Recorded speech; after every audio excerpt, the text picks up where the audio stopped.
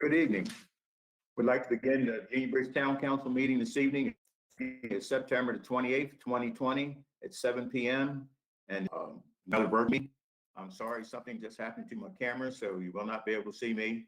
I can see mostly everybody else when they're speaking, but we'll continue on with our meeting this evening.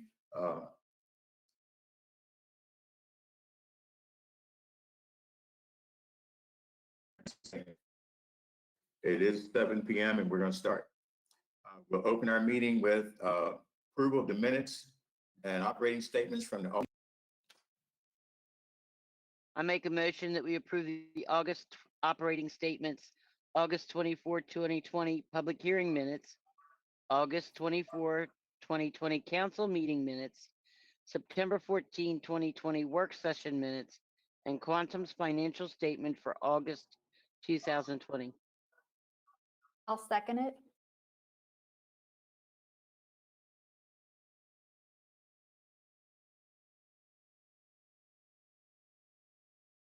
Perry, we can't hear you if you're speaking.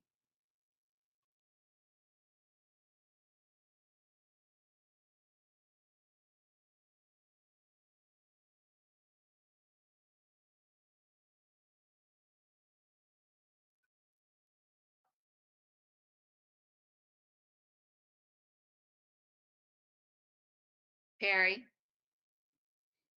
I think we're back on again. Okay, we had a Okay. motion and a second. We had a motion from Ellen. Do we have a second? I second it.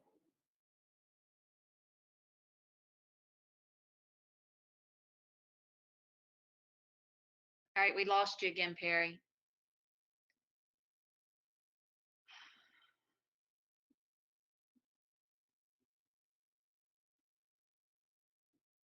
Okay.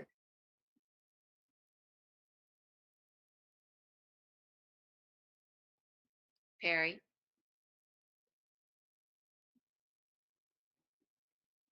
I'm losing every. why don't you try to rejoin? Okay. Are we back on? We hear you. Okay. All right. All right. All those in favor of the motion? Reading on the minutes of approval, aye. Aye. Aye.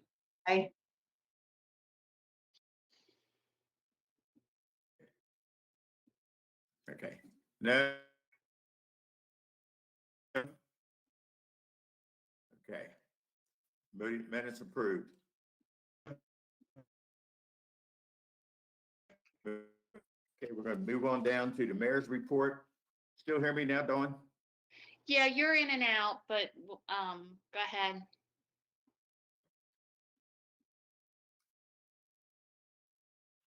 Okay, with mayor's report, the mayor's Carroll County mayors had a meeting on September the 16th in Westminster. And that night we decided that all the towns were going to have trick or treat Halloween 31st, and trick or treat will be from 6:30 to 8 p.m. We thought that we couldn't take everything away from the kids, so we were going to have it. There's different ways you can do that. Most people, usually when we have trick or treat, I ride around town. People are sitting in their yards or on their front porches. You can distribute the candy yourself or put stuff in a little baggie. You just hand the baggie to when the children, when they come by, it'd be safe. You know, you don't have.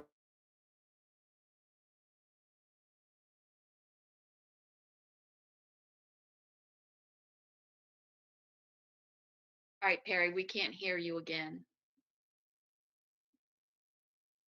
For them reaching in your candy bowl and stuff. So there's.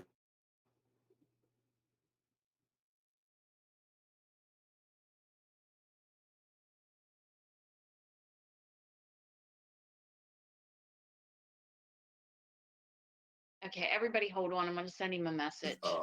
Alternative ways of doing that. Just make sure that everybody's safe.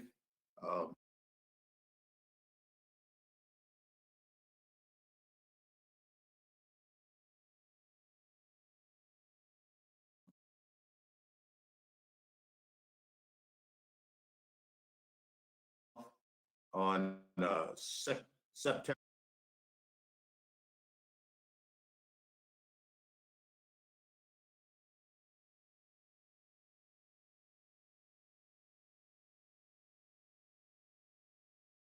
Now, are we on? I hear you now. You want to try to sign out and sign back on?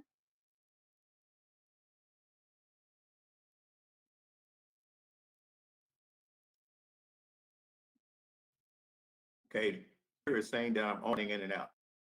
Okay.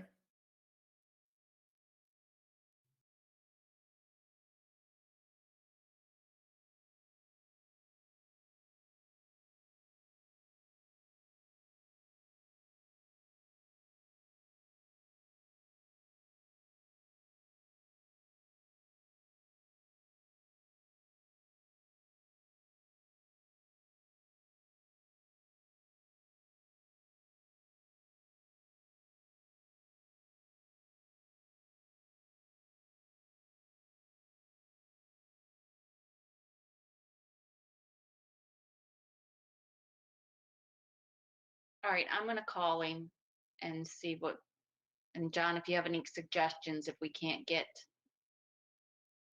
Perry to complete the meeting, you can let us know what we can do.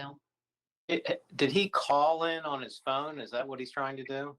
No, he's the one whose computer at home. Well, maybe he should try to call in if the Okay. computer's not working, and maybe that will work.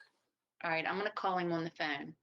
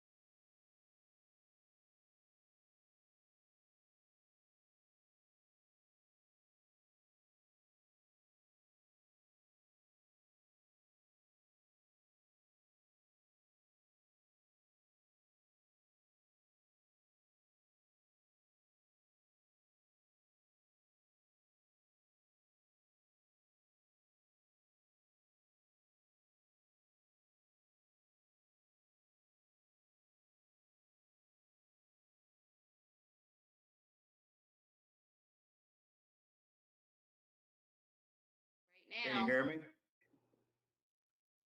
Okay, we'll try it again. all right, we heard about Halloween, so move from there. Okay, I said, September the 11th, I had all-day training on the computer. That was with the board of directors, the new board of directors for this year for MML. On September the 9th, I was at MML office all day. We had meetings all day. Then we came back, and on September the 23rd, I had a WRCC meeting that was down at county. Reference that we talked about this year's upgrading the packet and everything. Also that day, we had a HEPAC committee meeting. Then that evening, I had a meeting with the committee, which Ellen is on, which the engagement and outreach. That was that evening. On the 26th, was Saturday, we had a 10 o'clock meeting in reference to the conference planning for next summer's conference conference. And then this Wednesday, I'll be in Annapolis again all day for Wednesday. We also have our State High October the 1st, and it's going to be a virtual meeting with the town and state highway in reference to what we have planned and what we'd like to see for next year for the state highways. And then just to let everyone know that there's the town office and the public buildings have full coverage, surveillance coverage from now on. You go to the town office or anything, the front doors, back doors, the buildings, and everything does have surveillance 24/7. So just as part of the security that we've stepped up since everything that's been going on, and it was a grant money that we received to help cover the cost of this.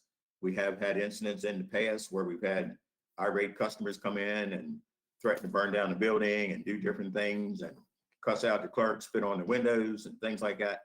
We'll have them on the camera from now on. Hopefully we don't have to press charges against anybody, but just to let everybody know that like the basketball court, the parking lot, everything out back in the building, it has full security now. So it's a little safer for our people that work in the town office. And it's also a lot safer for our building that we can see what's going on with the trash and stuff gets thrown around sometime and hanging against the building and on the sidewalks. We at least hopefully we'll be able to tell who's doing this kind of destruction of our property now. So that is about all that I have right now on my report. At this time, we'll go to our attorney, John McGuire. All right. Thank you, Mayor Jones. Can everybody hear me all right? All right. Yes. I wanted to take this opportunity to introduce a little more formally Mandy Porter from our office. I know that she's been on calls before and you've met her virtually before. We kind of deferred any introduction thinking that we would be meeting and you could meet her in person, which someday I'm sure that will happen. But in the meantime, since she's going to be helping to do some work for the town from time to time, I thought you might like to know that that she is grew up in Westminster, graduated from Westminster High School. Mandy earned her undergraduate bachelor's degree from UMBC in 2007. She graduated from the University of Baltimore Law School in 2011, and she immediately began private practice with the law firm in Baltimore County from 2011 to 2016. There was a little interruption there while she had her daughter, and then came back to work here at our firm in March of 2017.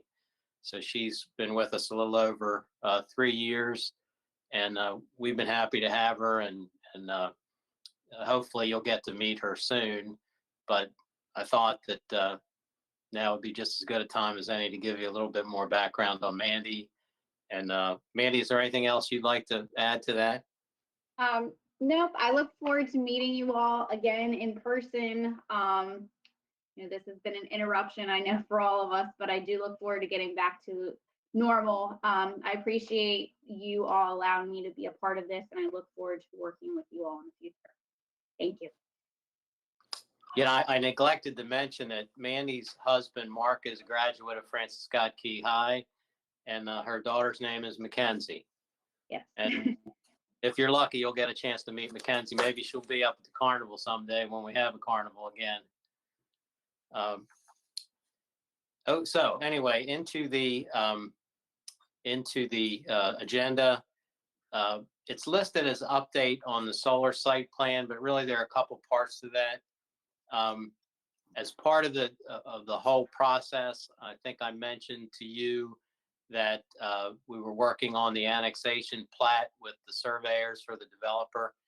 It turns out that I have the second iteration of that plat, which I think is getting close to final.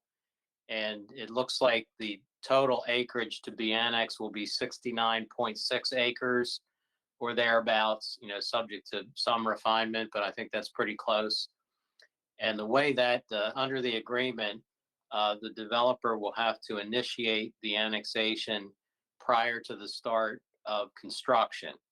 So I would anticipate that as they go down this process to get their site plan approved and they get closer to an actual permit to begin any type of construction, that they'll formally file their annexation petition. Of course, they're free to do it sooner, but there's probably still a ways off in terms of getting their site plan approved.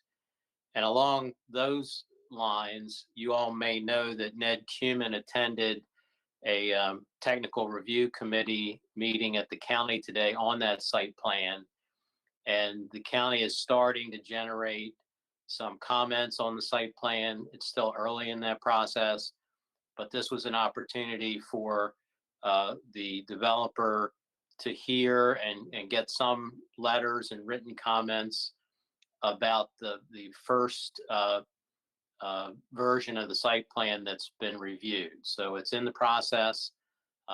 They will be refining it and negotiating with the county on some of the details. As Amy knows, we discussed with the Planning Commission that one of the issues is that they're showing a 73-foot setback along the Main Street corridor in the south part of town where the panels would go. And under the county regulations, and this is still in the county, the setback rule is 100 feet. So they're looking to vary the 100-foot setback on either side.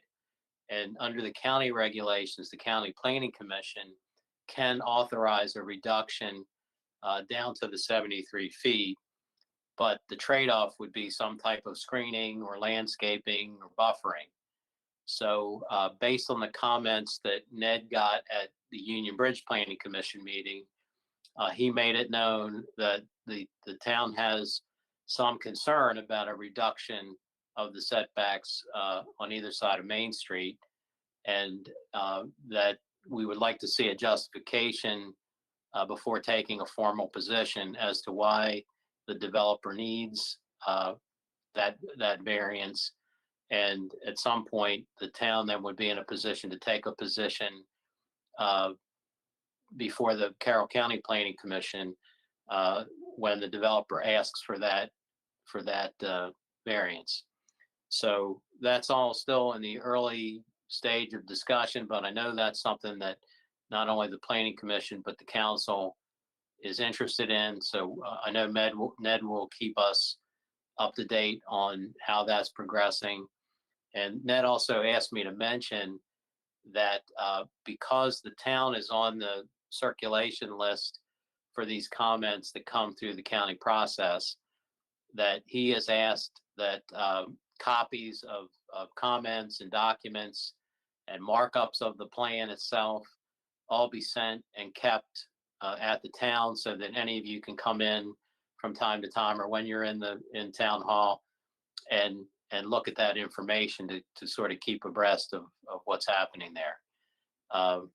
So we'll rely somewhat on Ned to keep us in the loop on that.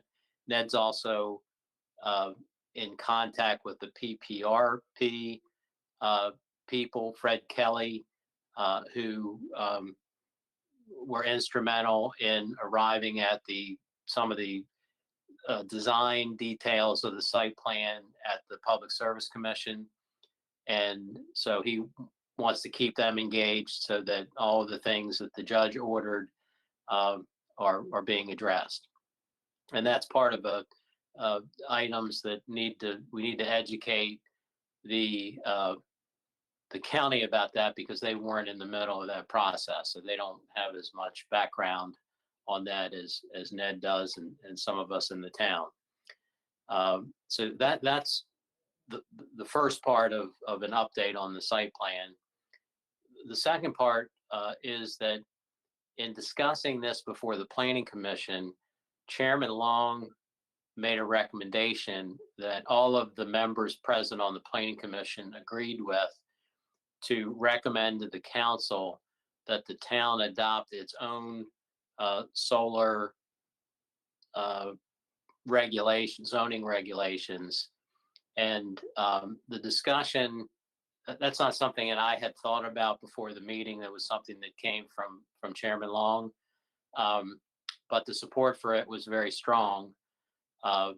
And the idea is, of course, that on a large scale project like the UB Solar project, the town zoning laws were preempted and the matter goes to the Public Service Commission. But Tom's thought was that he's seeing these smaller projects, and the one he cited was the one in New Windsor now, where they don't necessarily go to the Public Service Commission, and where the town might want to have regulations that would control a project such as that. And this all kind of grew out of the discussion about the county process and the site plan at the county, and what would happen if somebody came in with a site plan for a town project. So that was the feeling. And what we didn't know at the time, because we didn't have a lot of opportunity to think about it and research it, is how much land around town, would be available for an additional project. And then Ned made the point that, well, there's always a possibility it would be annexed. So there could be the need for that type of legislation at some point. So I'm here to carry that message to you all on the council. And if the council's wishes are to go forward with that, then we will do that. I think probably using the county ordinance as the pattern. And of course, if the council wants to defer or delay that, then we'll report that back to the Planning Commission. But either way, I think it is a council decision whether to go to the next step.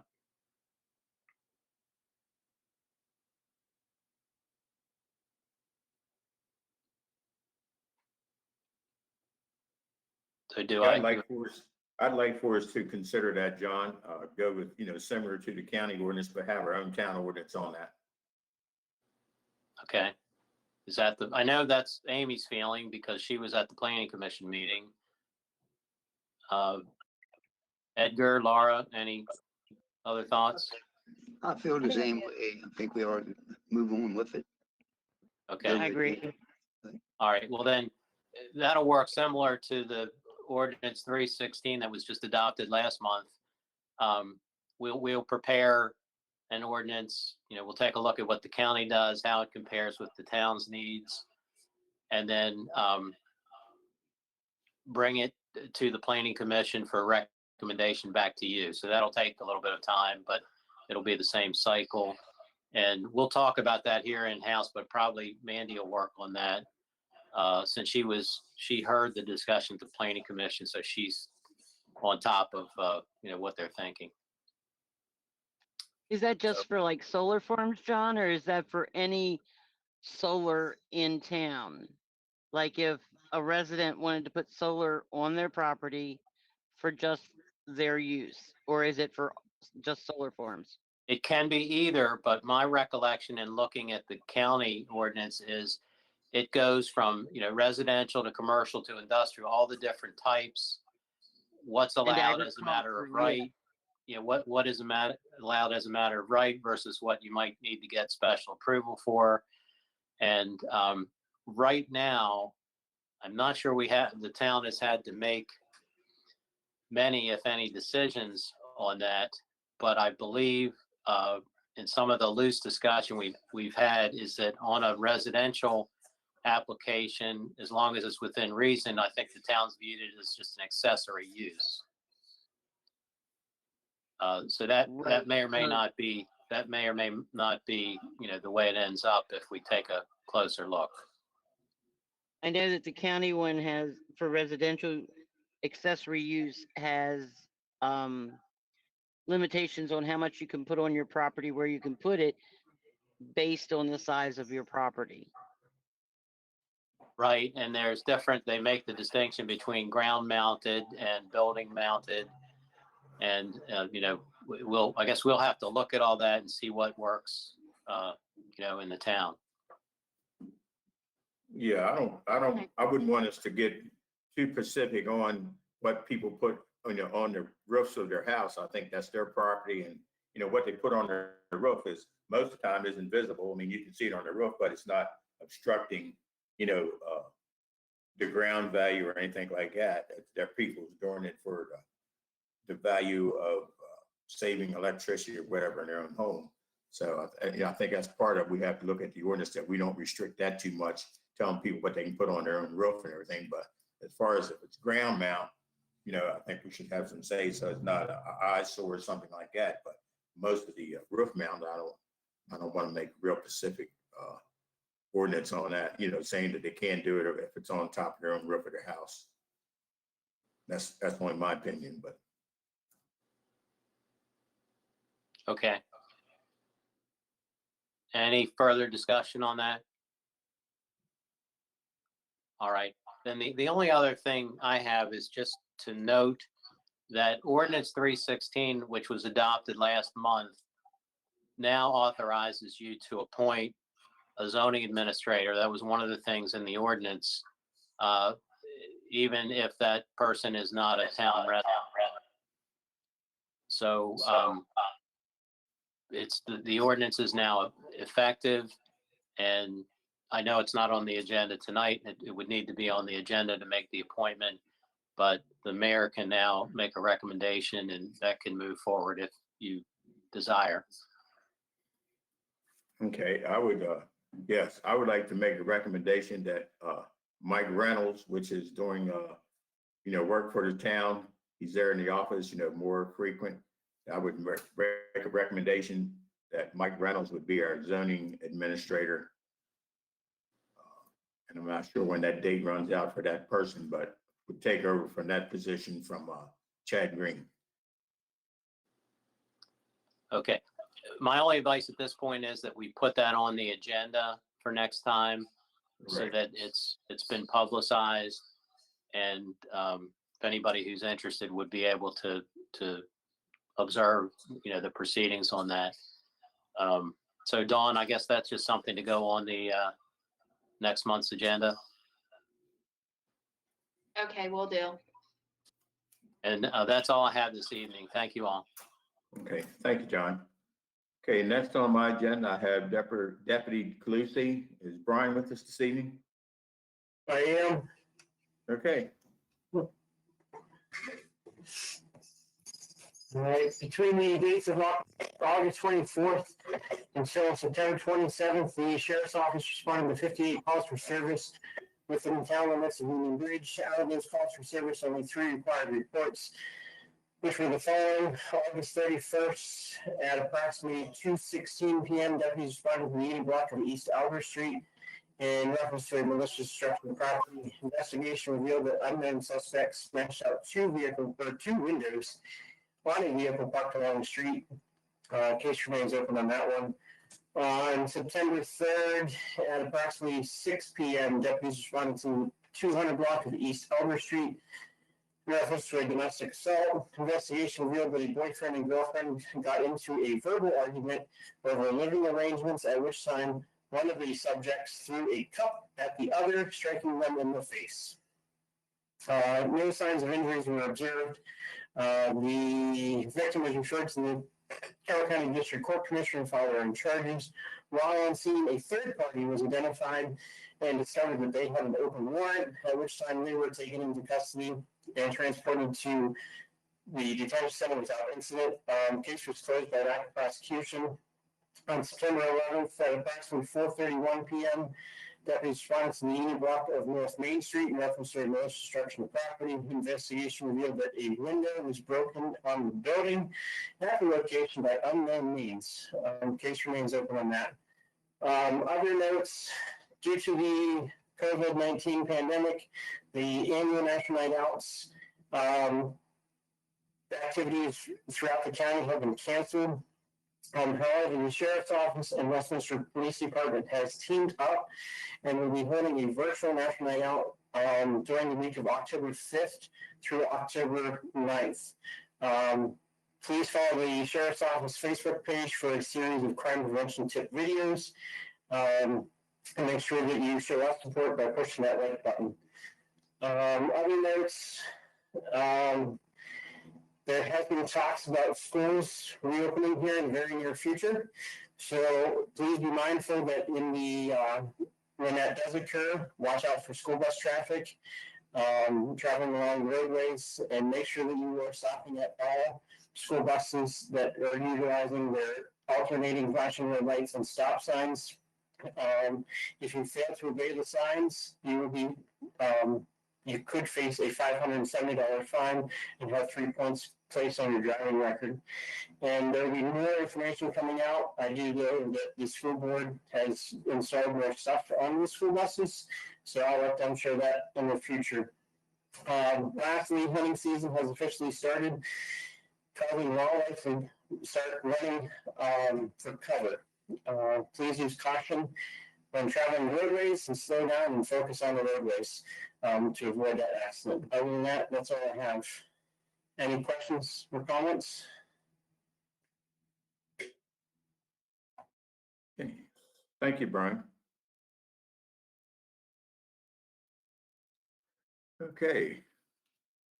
Okay, next on my agenda, I have public comments and concerns. If anyone in the audience may have something they want to bring up tonight? Sherry, it's Sherry Thompson. Yes, Sherry, go ahead. Just wanted to make everybody aware and thank the town council for agreeing to let us do the pumpkin people and their scarecrow cousins are coming to Union Bridge. We're encouraging businesses, residents, as well as nonprofits to do displays. We're going to do them up and down Main Street. People can do them at their residence as long as they're in town. They can pick up an application at Union Bridge shop and or go on our Dream Big Facebook page for applications. I think it's going to be a lot of fun, and there'll be a prize given for each category. And I think it's going to be a lot of fun. We've had a lot of interest, and a lot of people seem to be upbeat about it. So thank you all for agreeing to let us put that on. Okay, thank you for having the time and the willpower to do that. Okay.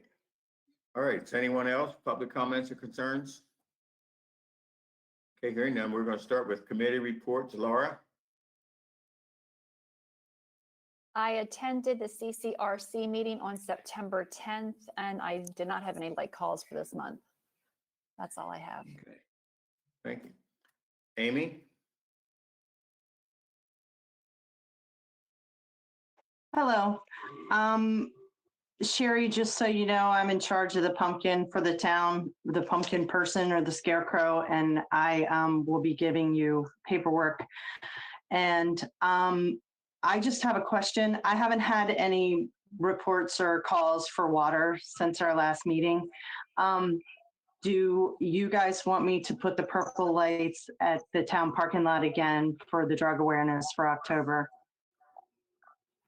Yes, if you have the lights and have, people who want to help you put them up, yes. Okay, great. I will do that. That's all I have. All right, thank you. Edgar?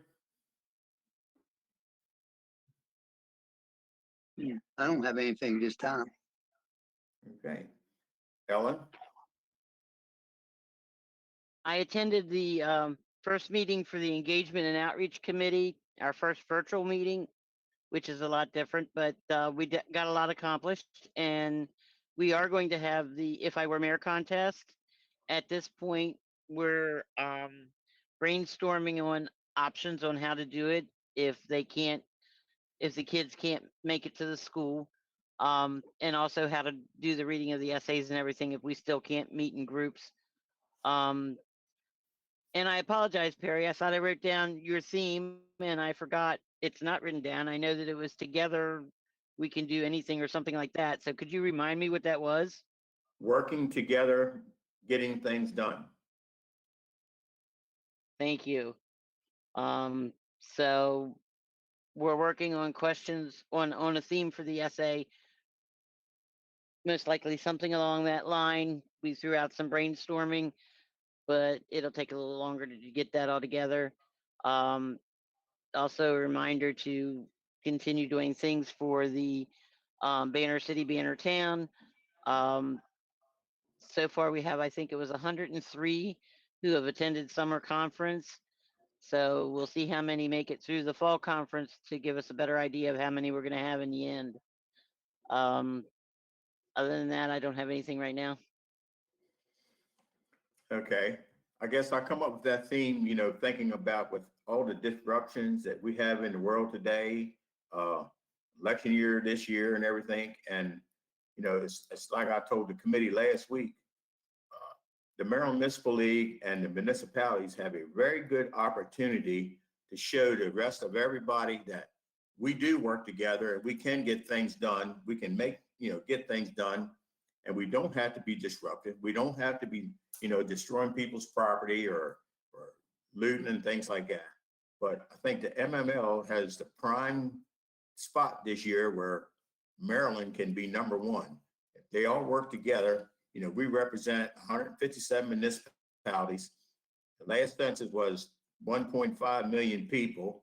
And I wouldn't be a bit surprised with the new census when it comes out later this year. We're going to be close to 2 million people. And I just think that we're in the number one spot right now to show the rest of the United States that we are different. We can work together. We can get things done. We don't have to be disrupting everything, even though, with the situation they had in Ocean City over the weekend, that had nothing to do with most of the people from Maryland. But, I think this is the prime opportunity for us to get out there and get something done. And the rest of the council, if you get by the town office, you'll get a copy of my acceptance speech that I had for Ocean City. There's been some of the places in Montgomery County and Prince George's County were a little upset with my acceptance speech. So I made copies for everybody to look at that, read it, understand it. You may have to defend the mayor if you think that I was right in what I said on my acceptance speech, and that's up to you. It's up to you to decide, but I think by being a Carroll Countyan and the way things work in Union Bridge and the way things work in Carroll County, I thought that speech was very well handled, very good. So it's the reason why every one of you have a copy in your file.